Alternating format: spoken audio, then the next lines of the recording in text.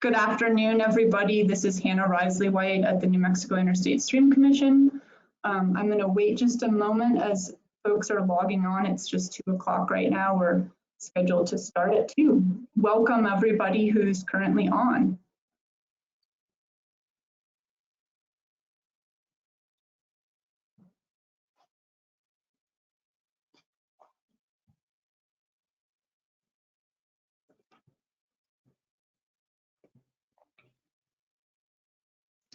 Okay, it looks like we have a good group of people on. There's about 45 people logged on right now. I think I'll go ahead and get started. Hopefully everyone can hear me. This is such an awkward platform. Obviously, I wish that we were all meeting in person, but on the other hand, it makes these informational presentations more accessible, being able to do it this way. So, welcome everybody again. My name is Hannah Risley-White. I'm the New Mexico Interstate Stream Commission Deputy Director, and I'll be facilitating this webinar today. I'm very pleased to let you all know that I have with me today Dr. Leslie McFadden. He's Professor Emeritus at UNM, former department chair at the Department of Earth and Planetary Sciences. He was on faculty there for 35 years. He studied at both Stanford and University of Arizona. And he was also, as I said, the chair of the department for 2 years. His main focus is research on soil morphology and genesis, with special application for landscape evolution, environmental hazards, paleoclimate, archaeology, and ecology. And it's a great pleasure to have him with us here today. He can say more about himself when he gets started. He's going to be advancing the slides, and there will be first a little intro from me and then from Dr. McFadden, and we'll be sure to have time for questions at the end of his presentation. And when we get to that point, I'll clarify for all of you attendees how to participate in terms of asking questions. So with that, Dr. McFadden, if you want to go to the next slide. It's not advancing. Uh-oh, we had this trouble as we were logging on, waiting for folks to get on. Let's see if we can sort it out. I don't know. It has you as the presenter on my screen, Dr. McFadden. I don't know. Try what we just tried just a few minutes. Okay, bear with us, everyone. We're just trying to figure out how we make the slides advance here.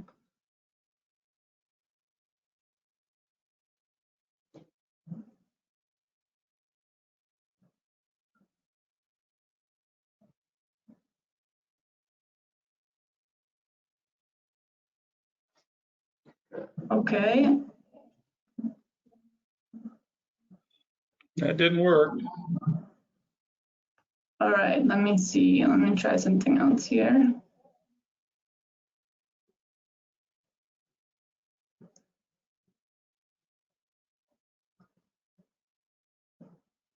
Okay, try this.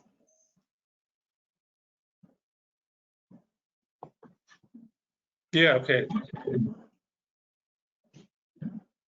I can't see your screen right now.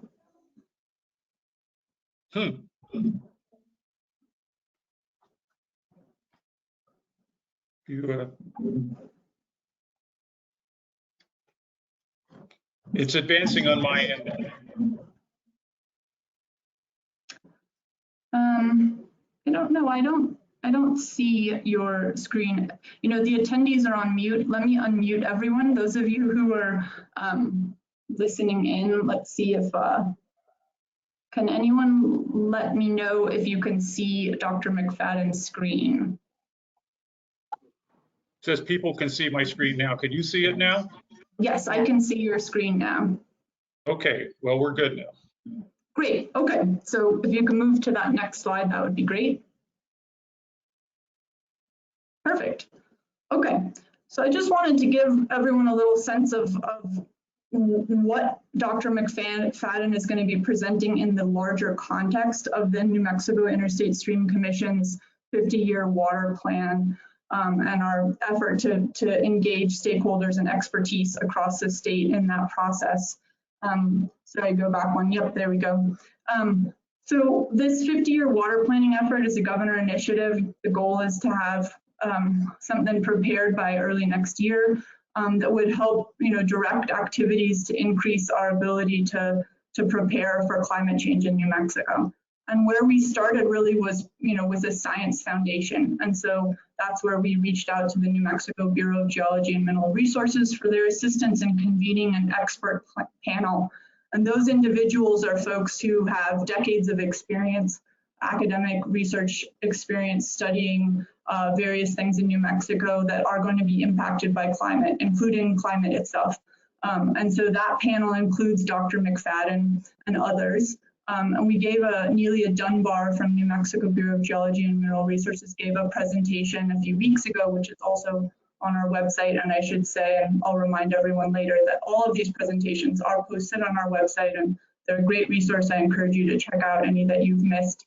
She gave a presentation sort of on the overarching work of this expert panel. And then this presentation is part of more in-depth presentations by each of the participants in that panel on the work that they've compiled for this effort.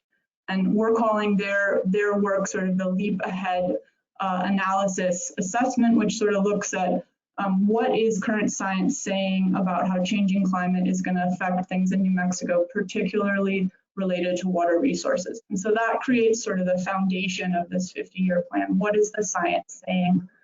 The next work that we're initiating right now is a resiliency assessment. And actually, if you don't mind going back again, Dr. McFadden, to engage not just sort of peer review scientists, but water managers and other expertise on the ground, boots on the ground, decision makers across the state on an assessment of how resilient are we? Are we prepared for the kinds of changes that we're seeing and that this scientist expert panel is producing work on? And if not, what do we need to do about that? And so that's where we'll then have discussion later this year about adaptation strategies. What are the things that might be successful or are already being successful, and what other sort of recommendations, policy or otherwise, need to be made? And all of those components will be part of the 50-year water plan to be finished early next year. All right, next slide, Dr. McFadden. So this month, August, we're focusing on these more in-depth presentations. This is the third of those. I encourage you to check them out. And again, registration links are on our web page. And once those webinars are completed, they'll be recorded and posted on our website. I encourage you to check out all of those. Then in September, we transition into this resiliency assessment portion that I mentioned. We're going to be gathering input from folks in early September about how to define resiliency and how to create tools that we can use to assess our resiliency. So we'll be getting input from you all in early September on that. And then hopefully we'll release those tools for folks to use and then get information back from them about how resilient they think that they are. And I should say, throughout this whole process, there's continued and parallel tribal and Pueblo outreach occurring, both through the Indian Affairs Department and as well through the U.S. Army Corps of Engineers, as well as through our office, the Office of the State Engineer, and our tribal liaison, Myron Armijo. Next slide, Dr. McFadden. And so just lastly, if you want more information on any of this effort, there again is our webpage. And we have a comment software up on our webpage where we're accepting comments on the 50-year plan initiative itself, but also specific to this leap ahead analysis that's been conducted by this expert panel. We encourage you, if you have thoughts, to submit them through that forum rather than through email. It's a lot easier for us to handle. And if you want to get on a list to get announcements for future events, there is our email at the bottom of this page here. So I think with that, I'm going to hand it over to Dr. McFadden to give his presentation for today.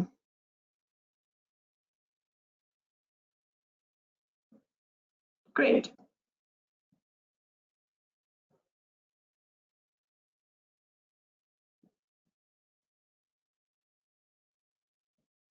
resources. Someone said I was muted. I can hear you now. I couldn't hear you a minute ago, but now I do. Okay, everyone can hear me okay? I hope so.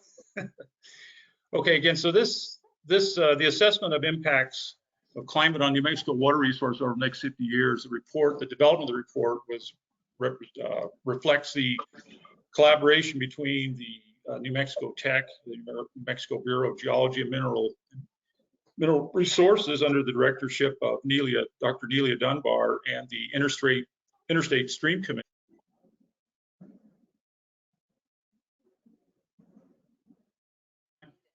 Okay, all right, very good. Well, anyway, the collaboration between the New Mexico Bureau of Geology and Mineral Resources and the Office of the State Engineer, which of course includes the Interstate Stream Committee. And I can no longer advance the slides. It's so weird. I don't know why that's happening. And nothing has changed on your end besides nothing that I can see. It still says now that the keyboard and mouse control is controlled by you. So you need to do whatever you did again, so I can advance slides.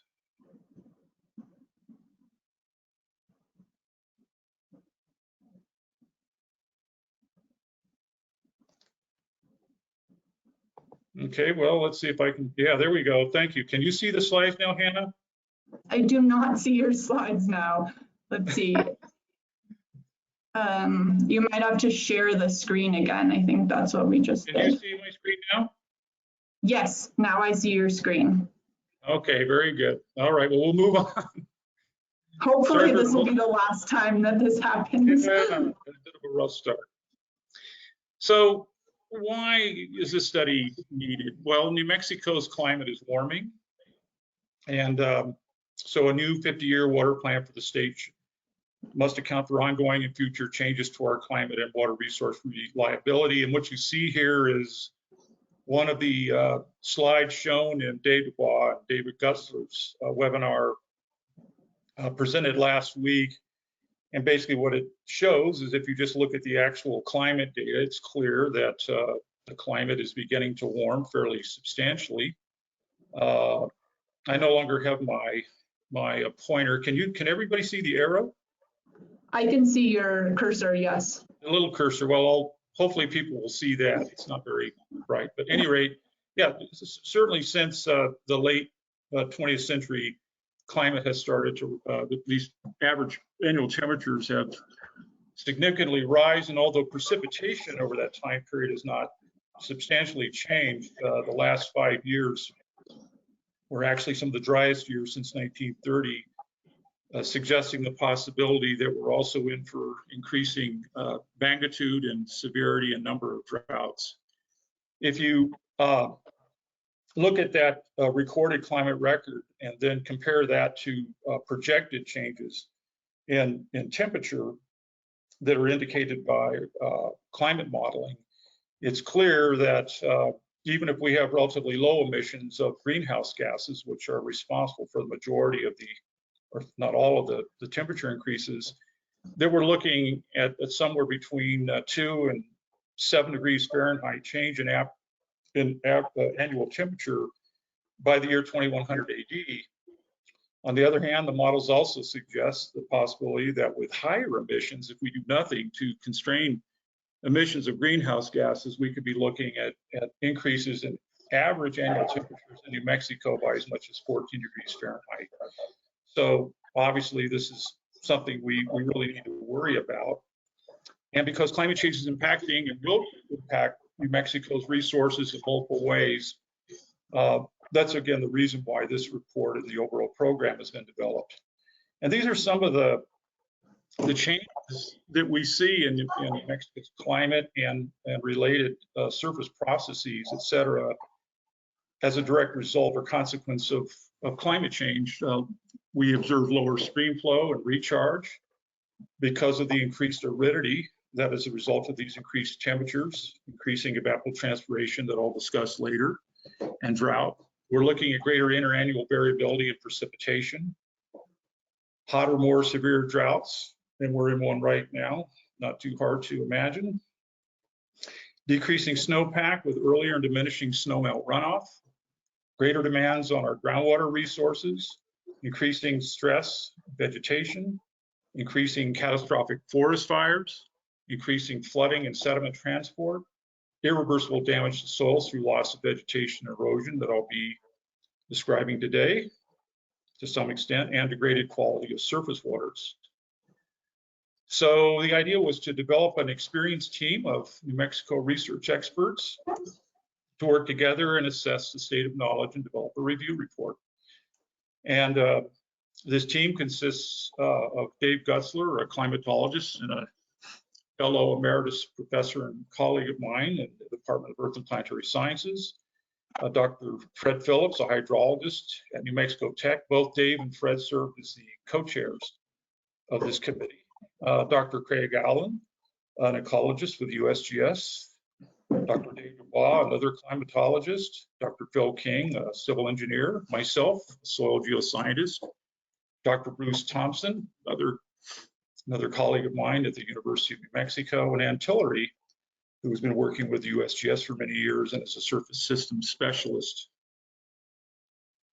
So the ground rules of the study were to basically assess and synthesize recent scientific literature that are relevant to an understanding of future climate projections, changes to surface water budget, ecological dynamics, landscape change, fires and erosion, extreme precipitation flooding, changes to soils that we'll be looking at today, our water supply and water quality. So the process was designed as follows. In February and June, Dr. Nelia Dunbar, supported by her staff, including Kristen Perthree down in Socorro, developed or supervised a number of Zoom meetings that outlined the report chapters, during which we could discuss the chapter's focus. Ultimately, 11 chapters have been written by the authors on the team, and internal reviews by other team members, and 3 other study editors have also been involved. During last July, 5 scientists, 4 from New Mexico, 1 from Arizona, have been providing independent reviews of the entire study document. And in August, as you can see, we're presenting a variety of outreach education webinars on these chapters with question and answer sessions provided or made possible. Authors will also try to respond to the independent reviews we receive, and we hope to have a draft report ready for public comment by the end of this month. In September, we'll have an extended period for public comments on that draft report, and in October, November, we'll finally respond to all of the public comments and try to finalize report by the end of November. So today, as mentioned previously, I'd like to discuss our views on the impacts of climate changes in soils and landforms in New Mexico over the next 50 years of climate change. This is chapter 6 in the report, and I'm the senior author report, but aided by Dr. Allen and Ann Tillery. So the soils of New Mexico reflect the very diverse topography, climate, and vegetation in the state of New Mexico. And this is a nice figure that gives you some idea of what those physiographic provinces are in New Mexico, as defined again by climate, geology, etc. Now, climate, geology, vegetation are factors that strongly influence the development of soils in any landscape. And here's a map that was developed by the NRCS in the Department of the Interior that shows the major soils, or the distribution of major soils, or what soil scientists refer to as soil orders in the state of New Mexico. And those colors that you see on the map give you an idea of the kinds of soils we have, such as desert soils in the most arid part of the drylands of our state. Some of the parts of the state that are dominated by grasslands are associated with grassland soils, which we give fancy names like mollisols and alpha sols to. Some landscapes are conducive to development of very weakly developed soils. They're shown in blue. And weakly to moderately developed soils that we call inceptisols are in the reddish brown color. If you see the black color just simply refer to the fact that the soil scientists had nothing to do in those areas because it was just simply rock outcrop. So what was the key question that we tried to address in chapter 6?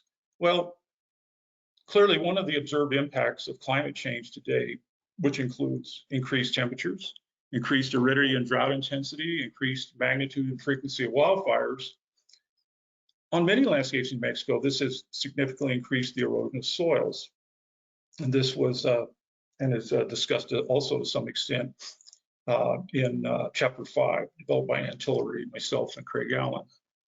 So given that, in these circumstances where these impacts are already accelerating soil erosion, what are the consequences for the future soils, the landscapes associated with those soils, and ultimately New Mexico's water resources? Well, just to give you an idea of the significance of soils in the landscape, here's a picture of the Sangre Cristos I took from the summit of Mount Wheeler, the one and only time I actually made it to the top. And what you're looking at is a landscape of mountainous slope or mountain hill slopes. And all the forests you see there are associated with a more or less continuous cover of soil. If those soils weren't there, as I'll mention later, you wouldn't be seeing those forests. Now, some of the areas without forests are areas that are covered by active movement of weathered debris, rocky debris down the slope. We give names to these features like talus or colluvium.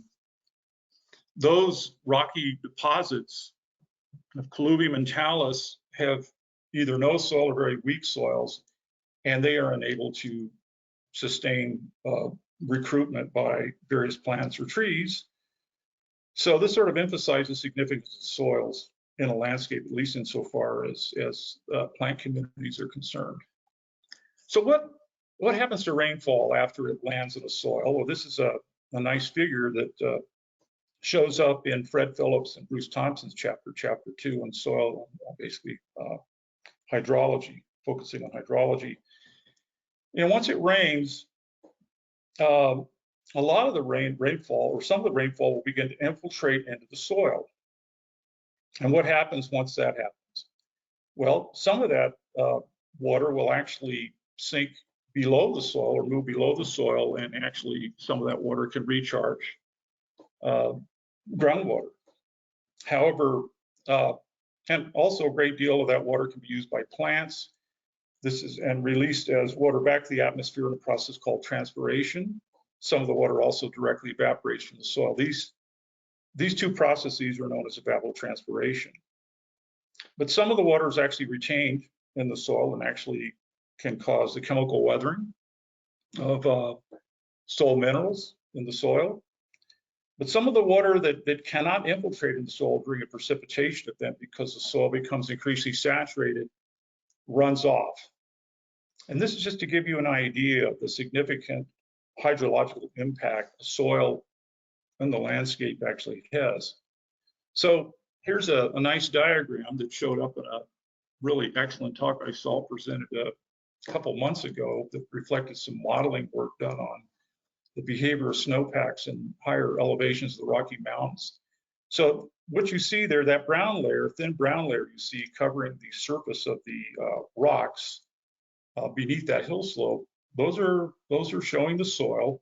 And the point of this diagram is to show how soil strongly influences the amount of meltwater that percolates deeply to recharge the water table, or actually moves downslope as either interflow or surface runoff.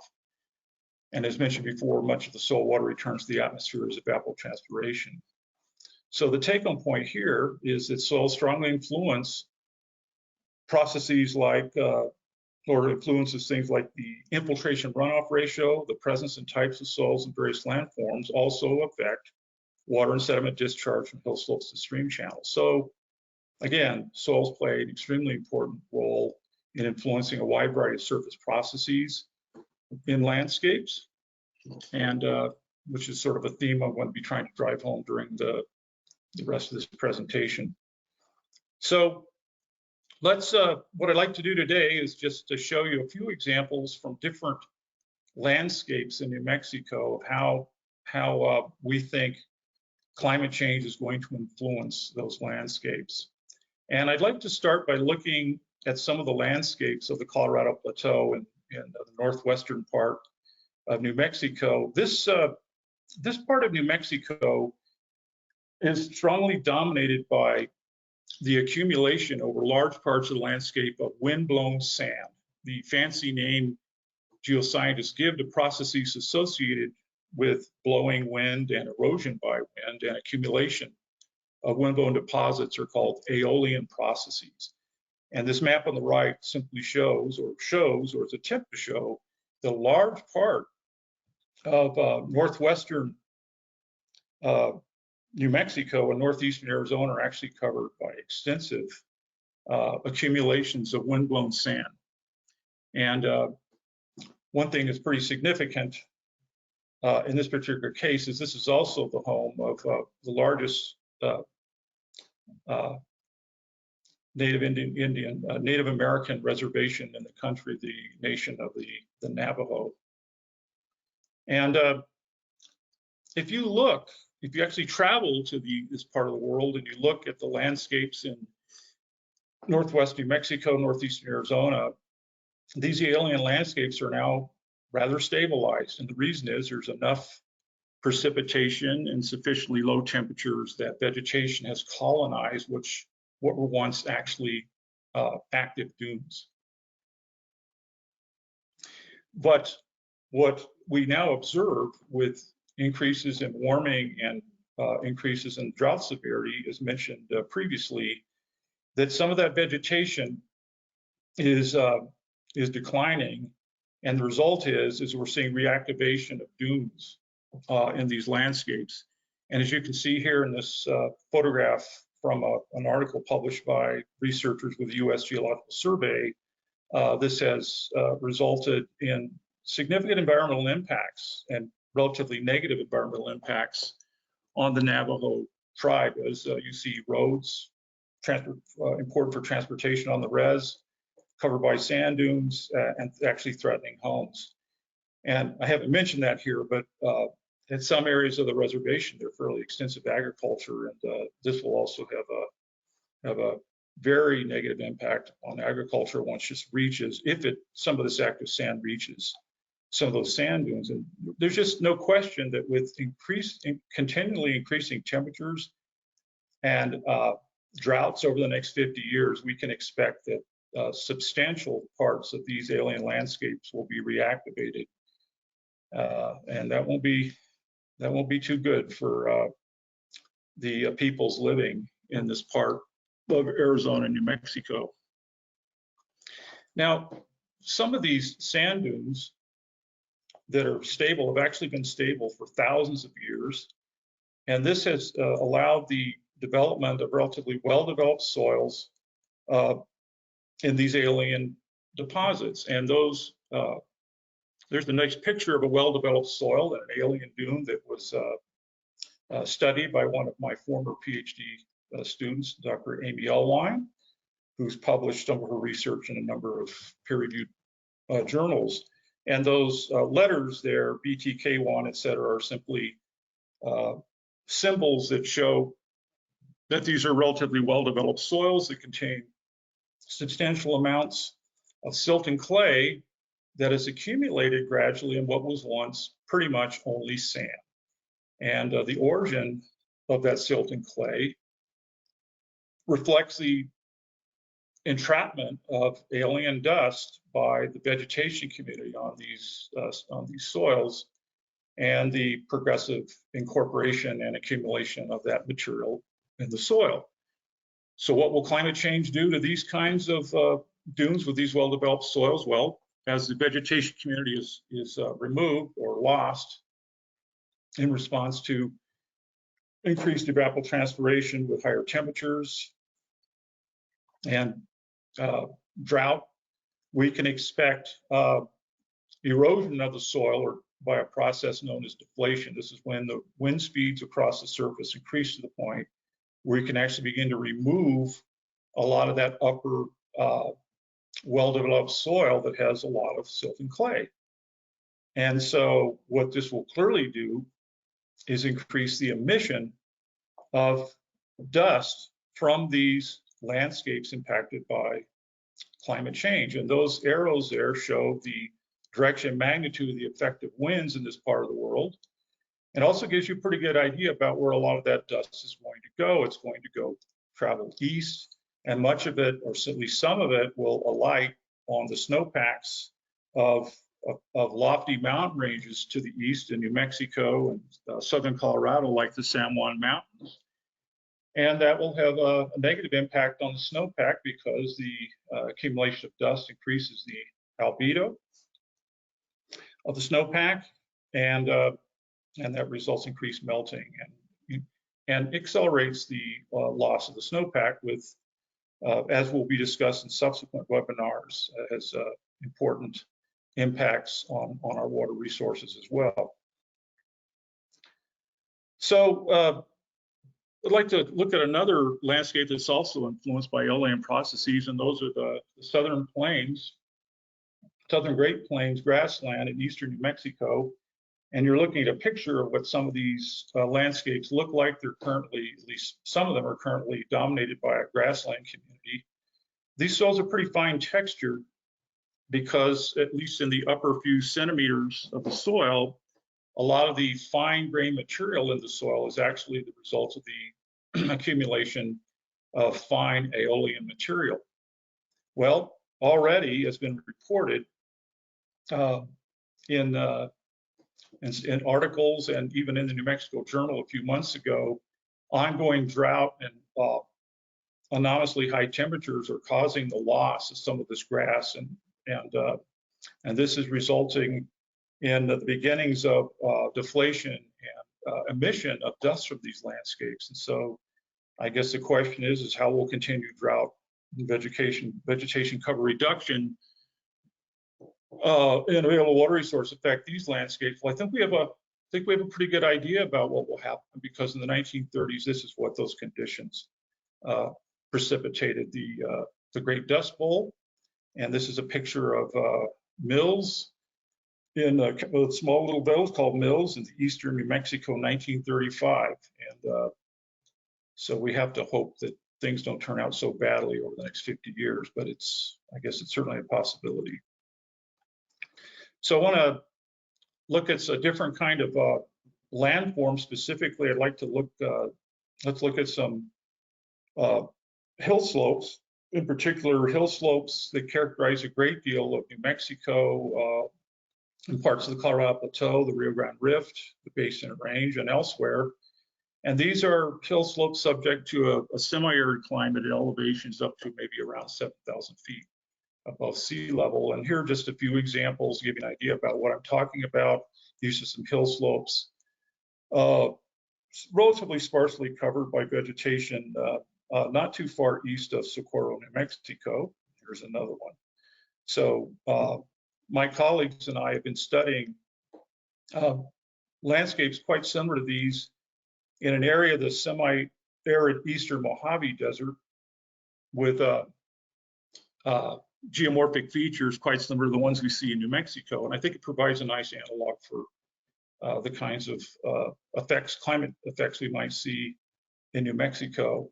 This particular area we call the Nipton Hills because it's located in close proximity to a mighty metropolis in the middle of the Mojave Desert called Nipton. In any case, we've been looking at the hill slopes, the soils in these hill slopes and vegetation fairly carefully to try to get it to gain an impression of how climate changes of the past that were characterized by increased warmth and increasing effective aridification affected those hill slopes, with the hope that we can learn something about how such ongoing and future climate changes might be affecting the hill slopes in New Mexico. So if you take a look at the hill slopes in the study area, this is a photograph of what a hill slope looks like that faces to the north. And the reason why that orientation is important is because in the northern hemisphere, north-facing hill slopes have a slightly more moist and cooler climate than do those hill slopes that face to the south, like you see in the background of this photograph.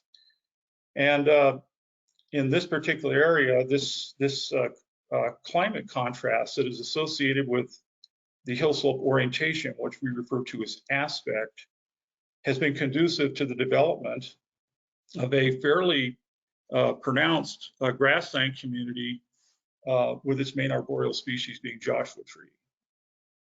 If you look closely at the south-facing hill slopes, you see a very, very different situation. What you see is very limited, in some cases, no grass whatsoever. You see desert scrub, and you see an increasing exposure of lots of bedrock. And we believe that this radically different hill slope character reflects the fact that the south-facing hill slope in the northern hemisphere will be subject to a considerably, or at least slightly warmer conditions characterized by high evapotranspiration, warmer soil temperatures. And in these circumstances, most of the hill slopes that are south-facing completely lack or virtually lack the grassland community you see in the north-facing slopes. But what we're also very interested in is how these hill slopes, in particular these south-facing hill slopes, responded to changes in climate at the end of the last ice age.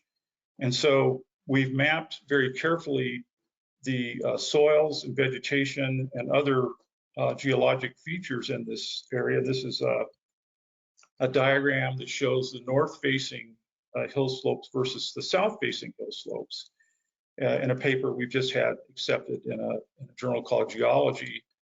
And the key point here is that what we see, if you look at the south-facing slopes, which are these, I don't know if you can see this little arrow, but the south-facing slopes here have very large exposures of bedrock, and that's in this sort of a darker reddish brown color, and very, very thin soils or no soils at all, and a lot of exposed bedrock.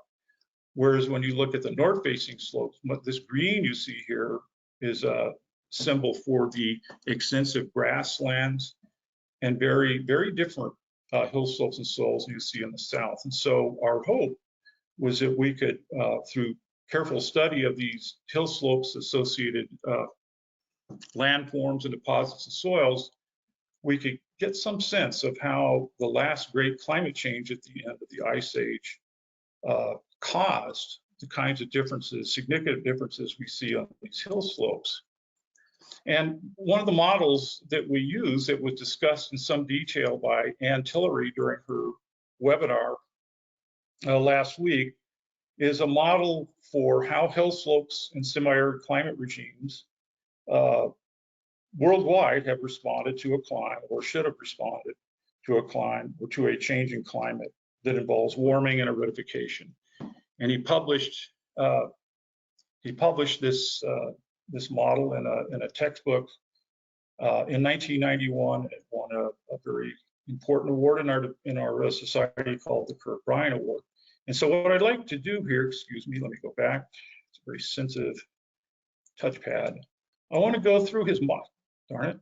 I want to go through this model here just to show you how the model works. The idea is if you're subjected, if a hill slope in a semi-arid region with a relatively significant plant community is subjected to lower precipitation, increasing temperatures, or significant grazing by domestic animals, these conditions would change the environment so that there would be a decrease in the vegetation density in the case of a climate change in response to essentially increasing aerification.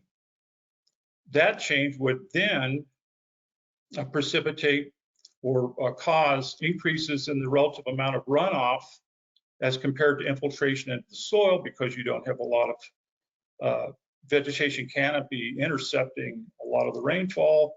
And this would result in increased erosion and increased sediment concentration in water moving downslope during a precipitation event. So that would, of course, mean an increase in the yield of sediment from those hill slopes. Over time, these processes would slowly, or at least maybe fairly quickly, but the main effect would be to reduce the thickness of the soil through this continued erosion. And in some places, the entire removal of the soil would, expose a much larger area of bedrock. Well, if you expose more bedrock, rain on bedrock tends to run off. And so you have a feedback, which is shown by these dashed lines, that would continue to decrease vegetation density, which continue to increase erosion, et cetera, with the overall impact of this being the flushing of significant amounts of sediment to the channels in this particular area. And critical power is just a fancy word for meaning that the available stream power, the ability of the channels to carry all this sediment coming from all this erosion caused by a climate change would cause the stream to fill up with sediment, essentially, in a process known as aggregation. So this is Bill Bull's model, and it's been used extensively in literally dozens and dozens of studies of these kinds of semi-arid landscapes throughout the world. And right now, I'd also like to point out that a number of paleobotanical studies show that if you were looking at the hill slopes in the Nipton Hills area that I showed you previously during the last ice age, say 20,000 years ago, those hill slopes would have been completely covered by a pinyon juniper forest. So what was the impact of this change from the cooler, more effectively wetter ice age to the much warmer, drier conditions of the last 10,000 years, an interglacial period, which is of course the period we're now living in. And this is just a photograph of one of the figures from our paper. What you're looking at is a south-facing hill slope, and those yellow lines are attempting to give you an idea of how much soil used to exist on these hill slopes. This is all that's left now, this little bit right here. But our analysis of and studies of the soils, the associated deposits, show that this material would have once covered the entire south-facing hill slopes. But as a result of that climate change I mentioned, significant erosion has continued to remove more and more of the soil until just a little bit or very small remnants of those original soils are now present.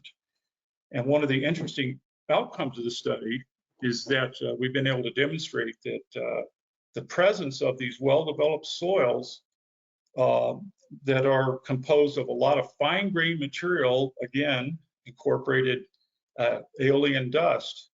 It's the presence of these soils that allows the recruitment, or allowed in the past recruitment, of these soils by grass.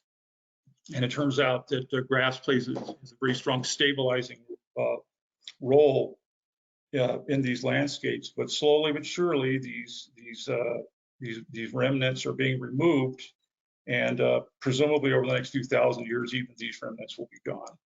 So the take-home point here is that's important, at least to this overall study, is that the warming and acidification caused by climate change at the end of the last ice age and continuing through the last 10,000 years, the time we are at now, has caused significant changes in vegetation, specifically reduction, that has triggered extensive stripping of those hill slope soils.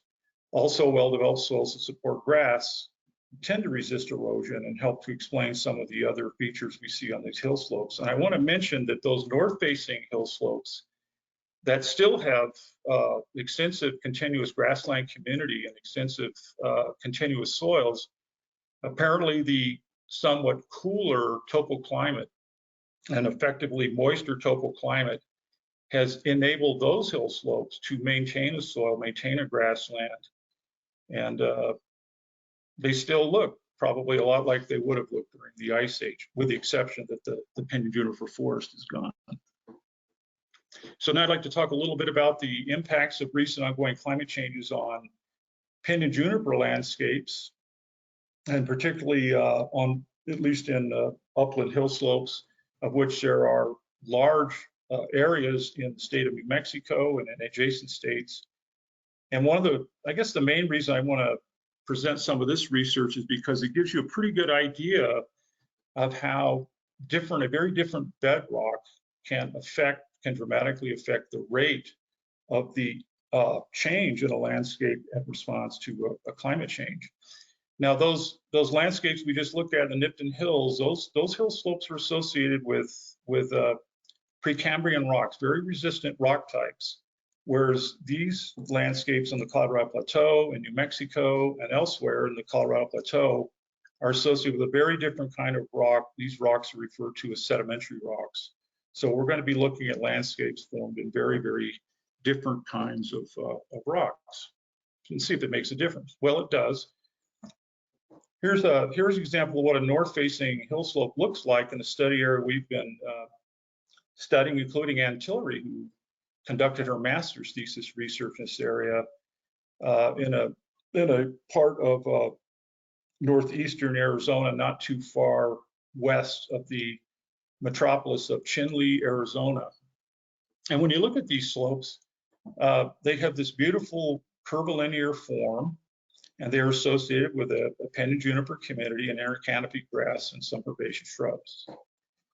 So what's important to understand about these slopes, and I won't go into this in great detail, is how material is actually moving down these slopes.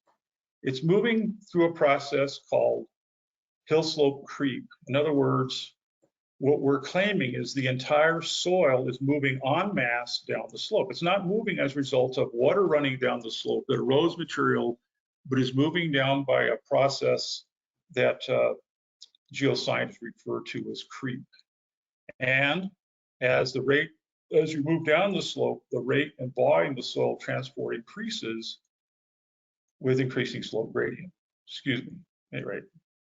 So what processes are responsible for development of this type of hill slope?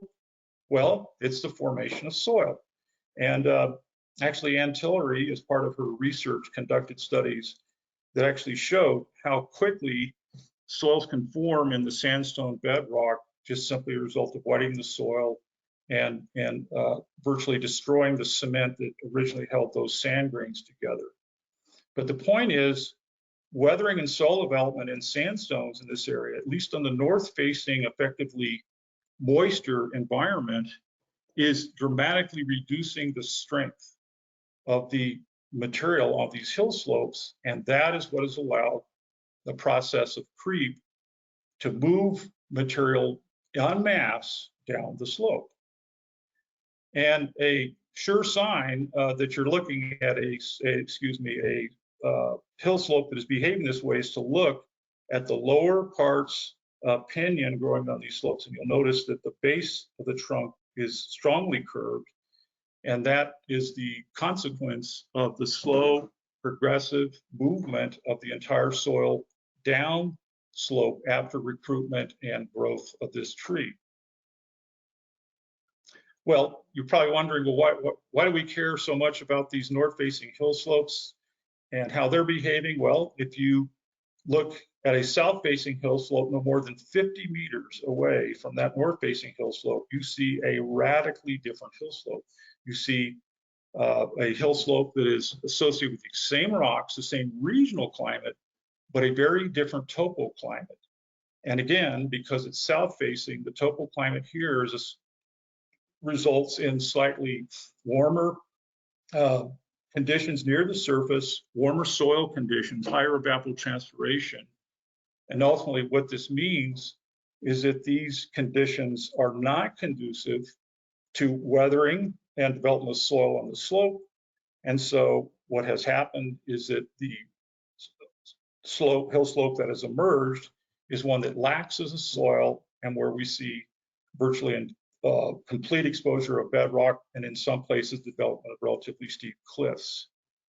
So one of my former graduate students mapped on a DEM we created the thickness of the soils across a small basin. And what you see here is on the north-facing hill slopes, shown here in the cool blue colors, these are soils that are as thick as 50 centimeters formed on the sandstone bedrock. But as you move around, very sensitive computer, as you move around to the south-facing slopes, you see here hill slopes that are characterized by very steep slopes, in some cases cliffs, and the average soil thickness is in some cases 0. There's virtually no soil there. So, you might think that if you have a climate that is changing to a warmer, effectively drier, more arid landscape, that more and more of these kinds of slopes might transition or change to slopes more like this. And so we wondered if ongoing climate change, or at least changes over the past say century and a half since the end of the last little ice age, we wondered if we could actually observe transition or active changes in landforms from these ones that seem to be favored by the cooler environment to slopes that look like this with thinner soils. And so what we did is we went to these transitional areas where you have very steep environmental gradients in a region that ecologists refer to as a ecotone. And this is what we saw in that ecotone. This is what we see. And what you're looking at here is actually quite remarkable. What these are here are remnant patches of cliff rose plants that recruited a relatively thick soil that was present, that is present in this part of the landscape. What you're looking at here, though, is one of my colleagues, Dr. Joe McAuliffe, looking at live roots, of cliff rose that have been exposed as a result of the rapid removal of soil. So in other words, these hill slopes, this transition from these soil mantle hill slopes that you see here to these very, very different steep rock dominated hill slopes is literally occurring over timescales of centuries or even decades. And I think provides a nice example of how rock type can really dramatically influence the rate of change of a variety of features such as soils and vegetation in response to a climate change. Pretty remarkable. By the way, these are referred to by sedimentary geologists as concretions. They are cemented by a very different kind of material than cements the rest of the sandstone bedrock. And so they're more resistant to weathering. So as the slope, this slope retreats by erosion, these concretions will eventually turn into an interesting landform called a hoodoo.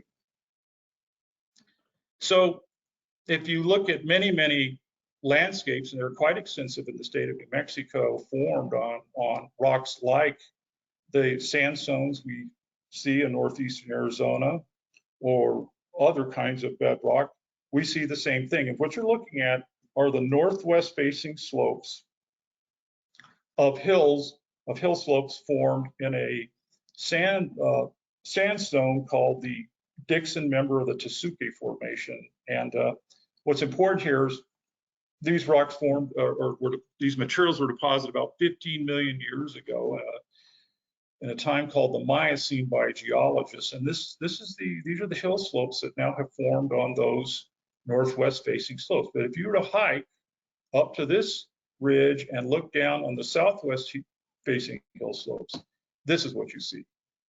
And again, what we would propose or hypothesize is that as the climate continues to warm, as we see increasing extent of drought, et cetera, we think more and more of those densely forested smooth hill slopes are going to change into these kinds of hill slopes with significant changes in runoff and infiltration and geomorphological processes associated with these landforms. So finally, I'd like to talk a little bit about the higher elevation landscapes of mountainous landscapes in New Mexico and southern Colorado, such as the San Juans. And you're looking at a nice photograph I took of the San Juans when I took a nice trip on the Cumbres-Toltec Railway. And in fact, it's these high elevation landscapes, the source of a great deal of the runoff and recharge, the runoff that supports larger perennial streams such as the Rio Grande and other streams in our large perennial streams in our state. And so the question is, how will the next 50 years of climate change likely affect the soils and landforms in this part of the world? Well, in addition to increasing drought, or these landscapes, like others in New Mexico, they'll be subjected to increasingly warmer temperatures. They'll be affected by higher soil and evapotranspiration. They'll be affected by increasingly longer, more severe droughts. And they're already getting hit pretty hard by bark beetles. But there's another factor that will very much strongly impact these landscapes. And that factor is an increased intensity and severity of forest fires. And we already see this happening in just today's paper. The second largest fire now, the Dixie Fire in California, is roaring away and has already wiped out one small historical village in California. Well, our forested hills, high elevation hill slopes are not immune, as was described in Ann Tillery's webinar last week, and the study will be discussed in some detail during Craig Allen's webinar in a week or so. And but insofar as the soils are concerned, this is the big problem. Forest fires impact soils such that subsequent rainfall events induce dramatic erosion and stripping of these soils. And I think this is going to have serious consequences for the landscapes and soils and forests of our higher elevation mountain areas. So this was the picture I showed you earlier that showed a layer where I was attempting to show the significance of soils and landscapes supporting forests. And I think in 50 years, a layer of soil will likely not cover large areas of these mountain hill slopes in the Sangre de Cristo Range. And this is important for a number of reasons, but certainly one really important impact or consequence is that those trees at lower elevations that attempt to migrate to higher, cooler elevations are going to have problems recruiting the landscape because a lot of the soils will have been removed by erosion. So it may be that in 50 years, 2071 AD, you'll be looking at far sparser forests than you see now, or in some cases, no forests at all. So we're probably looking at a very different high elevation environment that we're looking at these days. So this is just a little summary of some of the key points in chapter 6. Soils in our varied landscapes will influence how they respond to climate change. Soil cover acts like a sponge, holding water that moves into soils during times of rain and snow. Because many soils retain infiltrated water, they also support vegetation and strongly impact hill slope hydrology. The aeolian landscapes, the loss of vegetation in the aeolian landscapes caused by climate change will probably increasingly activate dunes and in some cases increase erosion and dust emission. On some mountain hill slopes, the loss of substantial vegetation cover in response to climate change is increasing soil erosion, and subsequent climate changes will probably increase soil erosion, increase the area of exposed bedrock, which will further increase runoff and ultimately cause potentially changes in basic hill slope form. Bedrock-dominated hill slopes largely prevent widespread recolonization by many, if not most, vascular plants.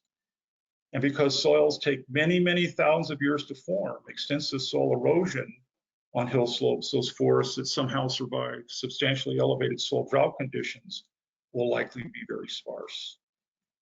And finally, studies that show how New Mexico's landscapes responded to past and ongoing climate changes provide important insights into how future climate changes will affect those landscapes over the next 50 years and beyond. But maybe this is the most important conclusion. By just fortuitously in the Albuquerque Journal Day, my favorite comic strip, Fraz, there's a pretty important message, and maybe this is one of the few ways that our conservative newspaper can highlight the impacts of increasing emissions of greenhouse gases in the atmosphere on our climate. So that's it. If you, I'm happy to address any questions you might have.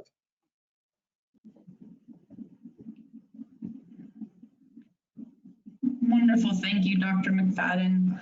All right, so now it's time for questions and answers. And there's two options for attendees. You can either type a question. There should be on your screen a little question box that you can type a question into. I would then read that question for Dr. McFadden to answer.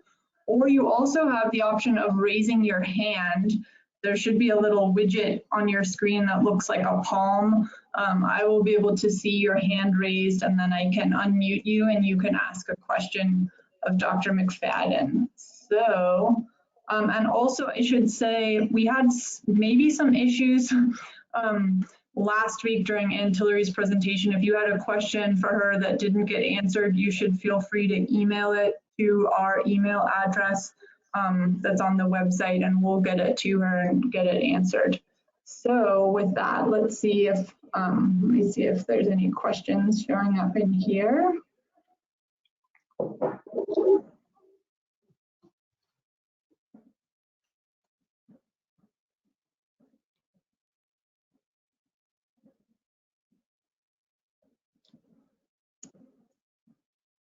I don't see any so far. Let's wait a few moments to see if there's questions coming.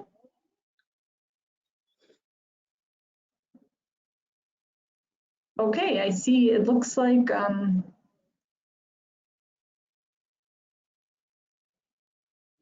John Hawley, do you have your hand raised? You are unmuted, so you should be able to ask your question. I'm just going to unmute everybody. Maybe this will be easier.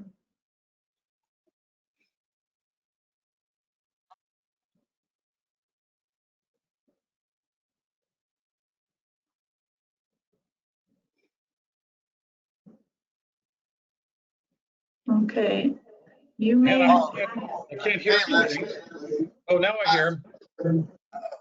What about the work that's been done in the Basin and Range Province on soil processes?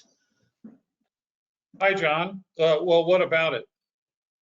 Has there been anything work done in the Basin and Range Province or Lower Rio Grande Rift on soil processes? Well, sure. A great deal of it has been conducted, and I know you're pretty familiar with it since you were one of the key investigators in that research. And a lot of the concepts that we rely on to explain the behavior of soils in semi-arid conditions are based on the research done as part of the Desert Project, at the time an SCS program that has taught us a lot about the development of soils and the processes that influence soils. So yes, great deal has been done in the Basin Range and as well as other regions and other deserts in the world. And of course, I've cited those papers in the chapter as they play an important role in our understanding of the response of soils in a desert climate. And that work also got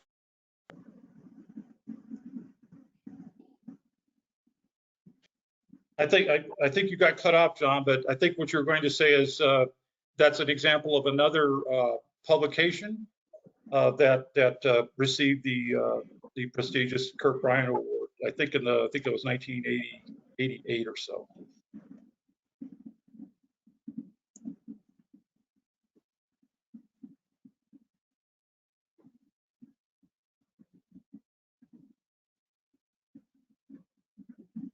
So Hannah, can you hear me? I'm not hearing anything right now. I can hear you. I don't know why John Hawley got cut off. I'm going to go ahead again and unmute everybody. And maybe Dr. McFadden, that you have to do that on your end as well. I'm not sure. Okay, it looks like there may be, let me see if there's looks like there's a question in the question box. Let me see if I can expand it. Excuse our technical difficulties here. This is challenging. Okay, so the question is, let me adjust this. How does management of landscapes factor into your assessments? For example, different types of grazing management can have either beneficial or detrimental effects on vegetative cover and soil erosion. Well, it can affect it in different ways depending on whatever the management activities are. In some research that Dr. McAuliffe, an ecologist, and I conducted in the 1990s, early part of the 21st century, demonstrated that on landscapes that are associated with easily erodible rocks, such as mud rocks, then the reduction of say, the vegetation can be substantial reduction by grazing pressure can actually precipitate significant increases in overland flow, the development of gullies, and eventually larger royals. So it has a pretty spectacular and generally negative impact on those kinds of landscapes. On the other hand, some landscapes that are covered by sand mantles are not so strongly impacted simply because you can remove a great deal of the vegetation on a sand mantle landscape, and but you don't generate the significant increase in runoff because the sand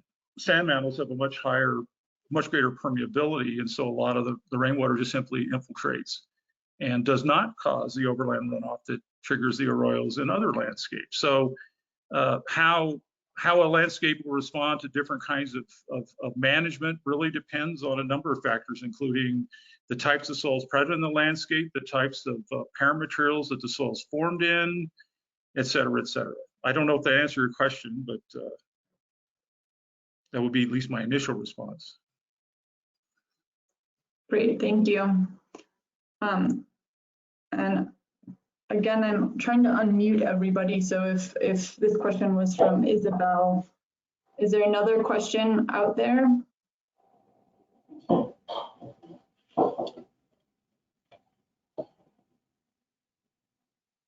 Max Ye? Yes, thank you. I have a question for Dr. McFadden, which is whether the report will suggest mitigation and whether mitigation on such a large scale issue is possible or not. Could you repeat the question? I didn't quite hear it all. Yeah, I was wondering whether the report will include methods of mitigation or whether, in fact, mitigation on such a large scale is even possible for soil erosion and change of landscape. You're talking about the whole report as a whole. That's right. Well, I think, I think probably the main mitigation that certainly is addressed or could be addressed or at least implied by the text of the various chapters is that as long as we continue to emit large amounts of greenhouse gases, specifically carbon dioxide and methane to the atmosphere, the climate will continue to warm. And I can certainly speak to its effect on soils and landscapes. There's virtually nothing we can do to try to maintain forests or grasslands and habitats that have been completely altered by these increasing average temperatures, increasing evapotranspiration, increasing drought intensity. We can't do it. I mean, we can see this today. And this, actually, you should, if you have an opportunity to do this, watch Dr. Craig Allen's webinar next week, and he'll be showing how extensive forest fires in the Jemez Mountains have essentially almost permanently eliminated forest in some parts of these landscapes, simply because the conditions that the forests face now are so much warmer and so much more arid than they've been in the past, that it's made it literally impossible for recruitment of those landscapes. And that's just one example. There are many more. It's not to say that there might not be some ways of mitigating impacts of climate change, but I would say one of the things the report implies is that probably the best thing we can do is to try to minimize the warming that will occur over the next 50 to 75 years. And the way to do that is to simply reduce the emission of gases that pollute our atmosphere and are changing the climate state of the earth. Thank you. Okay, I also see that Tracy Neal is unmuted. Tracy, do you have a question for Dr. McFadden?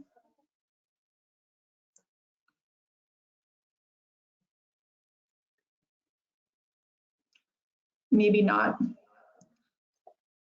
Okay, I don't see any other questions in the question box. And I don't see any other little hands raised. Are there any last questions for Dr. McFadden?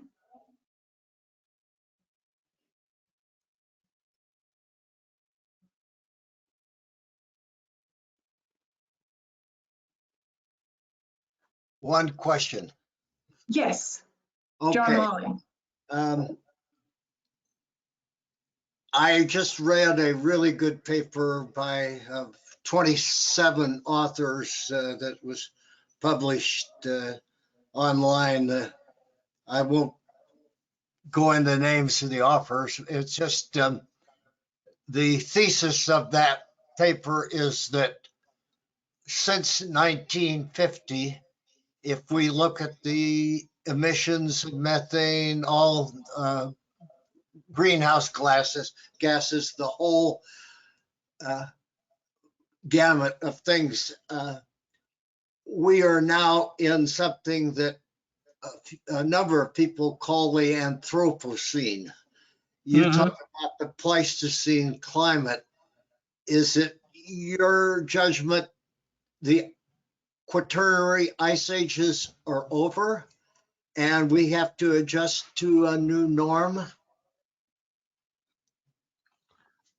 Well, this is really my area of expertise, John, but well, you're that time expert. well, my understanding of the Anthropocene is based on, or at least the argument that we are now in the Anthropocene, as say in contrast to the Holocene, is that we're now dealing with a climate state and processes influencing the climate that are at least anthropogenic, that make the kind of climate regime we're in now quite different from previous interglacial climates during the Quaternary. But I don't think that means that that human beings are going to be able to change the climate state so significantly that we will never have another ice age. It just may be that we'll delay. My suspicion is we'll delay the next ice age by some, as a result of what we're doing to the climate now. But I kind of doubt we're going to eliminate the impacts of Milankovitch forcing on the Earth's climate state. But in any case, again, not my area of expertise, but I think I understand your question, and I guess I would have to hope that sometime we'll have another ice age, but maybe some people aren't hoping that we'll have another ice age, but I guess time will tell, but I won't be around to know.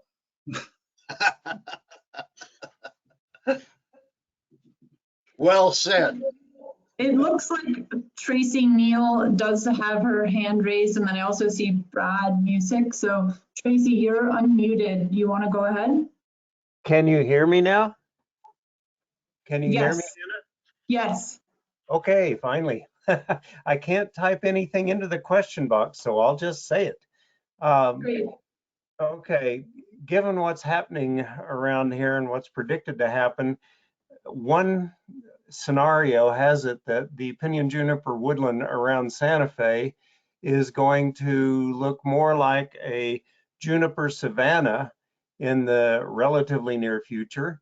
But I'm wondering if it's actually going to lose the grass cover along with the conifers and go more toward a desert landscape. What do you think?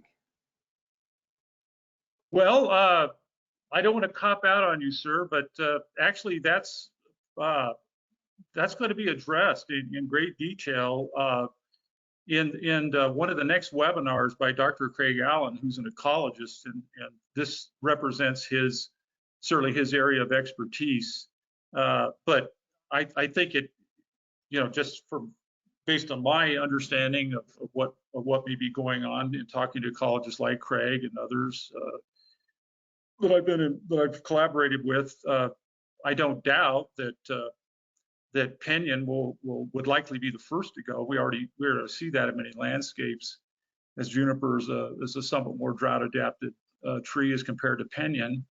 And we already see evidence that certainly in northeastern Arizona, where I've done most of my research on those kind of landscapes, we see clear evidence that ongoing drought is causing significant reduction in the intercanopy grass. So I think what you're saying, sounds like a reasonable prospect for the pinyon juniper forests in Santa Fe, which is kind of a bummer for two of my sisters who live, and the pinyon juniper clad hill slopes of Santa Fe. But I guess maybe they'll at least have some juniper. Thank you, Dr. McFadden. I look forward to the other webinar from Craig. Yeah, that should be a really great webinar. Okay, and next there's a question from Brad Music. I've unmuted you. I think you also have to unmute yourself. Yes, my question for Dr. McFadden is, would you venture any estimate of how close we are to widespread mobilization of the currently stabilized dune fields in, for example, northwest New Mexico? My first point is: are you the Brad Music who worked on desert pavements and the development of vegetation, or the role of increasing salt concentration on desert pavements? Yes. Yeah, that's what I thought. Now, I couldn't quite hear all of your question, but it has to do with the sand mantle landscapes in northwestern New Mexico. But I didn't get the rest of the question. My question was, would you venture a guess as to how close we are to widespread mobilization of those currently stabilized dune fields? I see. Well, actually, several scientists, or at least a couple scientists who I know, who've been working for the U.S. Geological Survey on these kinds of problems for several decades, and they include Dan Moose and one of his colleagues, Dr. Vance Holliday, and some other USGS folks. They are arguing that we are literally on the verge, or the threshold of the transition of many of these currently, many of which are vegetation mantle, but they're seeing rapid loss of vegetation in response to increased soil temperatures, increased evapotranspiration, and the diminishment of what vegetation has been stabilizing those dunes. So I would say, if you were talking to one of them, I think they would argue within the next few years you might see a dramatic acceleration of the activation of large areas of currently stabilized dunes. Thank you. That's what I suspected myself. And yeah, so it'll be an interesting time to see the renewal of large active sand sheets throughout the western United States. Thank you. Are there any other additional questions? There is just a comment or in the comment box that's thanking you. In addition to my ongoing urgent climate concerns, I feel like I will be seeing our New Mexico landscapes differently every time I hike anywhere. You have given me a new pair of eyes to see the land, and thank you for all these excellent sessions. But I'm wondering if there's, and that's from Nancy Singham. Thank you, Nancy. Any other last questions? And I apologize if folks are trying to flag that they have a question and not getting through. I guess I just have one maybe last question for you, Dr. McFadden. I guess I wonder in all of this, how you think this will, what will the first effects of this be on everyday people? You know, how will people notice this in terms of their day-to-day lives, and maybe answering that through a water lens, but otherwise, if you have thoughts on that. Well, I think this again. I think this will be perhaps more well represented by Dr. Allen's talk next week, but was also addressed in Ann Tillery's webinar last week, and that's it basically. If you're taking a hike through the wonderful, gorgeous, dense forests we see now in the Sangre de Cristos, the Sandia Mountains, the Jemez Mountains, I don't think it'll be too long, perhaps even within, say, 10 to 20 years, that you will no longer be walking through a closed canopy pine forest. You'll be walking through a very sparse forest. And again, I think the reason is that once a lot of those soils are stripped from the slopes in response to not just a warmer climate and longer droughts and bark beetle infestation, but also just simply the loss of soil. The trees can't recruit bedrock or very thin soils over bedrock. So I think within our lifetimes, we may be, in terms of just something you're going to see, and it's very obvious, you're going to be walking through a very, very different forest community. And you can do that now if you want to. If you want to see what that would be like, you can travel to the Bandelier, the area of the Bandelier Monument in the Jemez Mountains, and you can observe very extensive landscapes that were subject to a very, very extensive fire over a decade ago. And there are areas of these landscapes where we still see no new trees replacing those that were burnt during that great fire. And this, I think this is a harbinger of what we'll be looking at increasingly higher and more extensive forests throughout the rest of New Mexico's mountainous landscapes. That's certainly one of the most obvious ones I can think of. And there's no question, if you're probably within the next decade or less, if you were to travel to northwestern, to the lands of the Navajo Nation in northwestern New Mexico, you will no longer be seeing inactive grass and shrub mantle dunes. You'll be seeing active dunes. And I guess the New Mexico Highway Department will be responsible for removing a lot of that sand, so it doesn't permanently close a lot of major roads through that area. So there's just another example of what we might be looking at within the next decade. Absolutely, and I think, as a water manager, thinking about all of that soil loss makes me wonder where that soil is going and what the impacts will be to our riparian ecosystems and reservoirs. And that came up a little bit in the talk last week with Dr. Tillery as well. Well, there's one thing I did. Oh, I'm sorry, Hannah.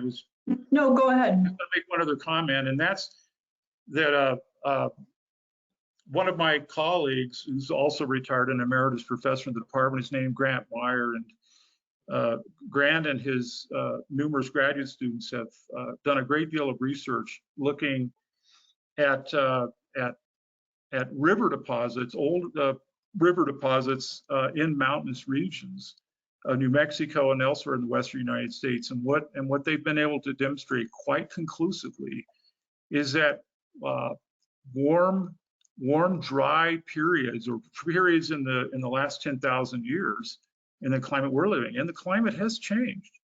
So that sometimes it was warmer and drier than it is now. And during those times, they see evidence of extensive forest fires in these mountainous landscapes. And the result was the erosion and stripping of soils from many hill slopes in the past, and the accumulation of a lot of that sediment in stream channels. And they've been able to date these deposits and show that these climate changes in the past certainly had an impact on forest fire frequency and erosion. It's just that we can probably expect a heck of a lot more of that as we warm the climate well beyond what we've seen throughout the rest of the Holocene. So I don't know if that helps answer your question, but I will mention one other thing, is that one of the things that diminishment of the snowpack and loss of soil means is you're just going to see a lot more surface runoff and shallow interflow on hill slopes, and the implication is you're going to have a lot less deeper recharge. So at least over time, it suggests that we might have real problems with recharge, the magnitude of recharge to our aquifers, but that's a topic that will be dealt with by Fred Phillips and others with expertise in that particular area or subdiscipline of the earth sciences. Excellent. I'm looking forward to all of the remaining talks in this series.